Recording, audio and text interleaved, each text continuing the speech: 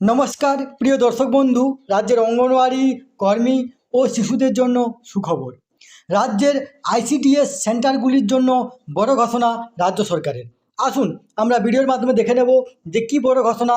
তার আগে আপনারা অবশ্যই আমার চ্যানেলটি সাবস্ক্রাইব করবেন এবং সবার আগে ভিডিওর নোটিফিকেশন পাওয়ার জন্য সামনের যে বেল আইকন আছে সেখানে প্রেস করে নোটিফিকেশন অল করে রাখবেন এবং ভিডিওর শেষে লাইক কমেন্ট শেয়ার করবেন। তাহলে দেখুন এই নিয়ে কী লিখেছে পত্রিকাতে। অঙ্গনওয়াড়ি কেন্দ্র স্মার্ট ক্লাসরুম চন্দ্রিমা। আমরা ভালো করে জানি রাজ্যের আইসিডিএস সেন্টারের যা পরিস্থিতি, যে এখনও পর্যন্ত সমস্ত আইসিডিএস সেন্টারের নিজের কোনো বিল্ডিং নেই। তারা কোনো প্রাইমারি বা হাই স্কুলের ক্যাম্পাসে আইসিডিএস চালাচ্ছেন। আসুন দেখি এই নিয়ে পত্রিকাতে কী লিখেছে। এবার রাজ্যের অঙ্গনওয়াড়ি কেন্দ্রগুলিতেও তৈরি করা হবে স্মার্ট ক্লাসরুম। পাশাপাশি এই কেন্দ্রগুলিতে গড়ে তোলা হবে অত্যাধুনিক রান্নাঘর এবং শৌচালয়।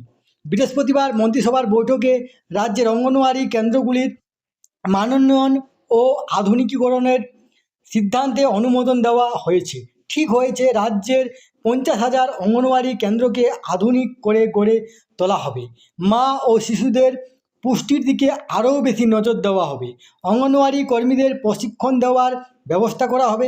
বৈঠকের পর অর্থমন্ত্রী চন্দ্রিমা ভট্টাচার্য জানিয়েছেন, এশিয়ান ডেভেলপমেন্ট ব্যাংক এডিবি এর সহায়তায় এই প্রকল্প বাস্তবে রূপ পাবে। 2,148 কোটি টাকার এই প্রকল্পে 70% এডিবি এবং 30% রাজ্য দেবে। 1 মাসের মধ্যে কাজ শুরু হবে, 5 বছরের মধ্যে শেষ করা হবে। অর্থমন্ত্রী বলেন, অঙ্গনওয়াড়িগুলিকে শক্তিশালী করার লক্ষ্যে এই পদক্ষেপ নেওয়া হয়েছে।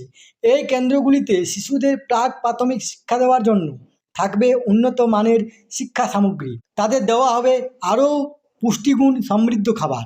শৌচালয়, রান্নাঘর হবে আধুনিক মানের। এই তথ্যটি আপনার সাথে শেয়ার করলাম। সুস্থ থাকবেন, ভালো থাকবেন, ধন্যবাদ।